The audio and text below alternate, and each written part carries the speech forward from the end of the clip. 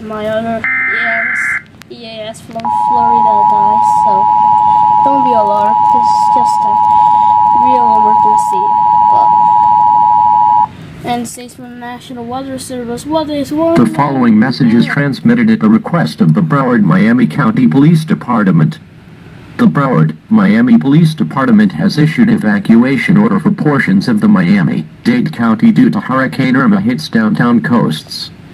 This is an extremely dangerous and life-threatening situation. This is a hurricane emergency.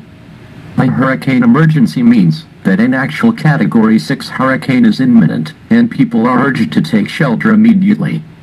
Evacuation routes can follow in the following cities: Broward, Miami, DeSoto, Pinellas, Pasco, Lee, and Collier. If you chose not to evacuate, you may be exposed in extreme danger. If you are going to evacuate, do it now.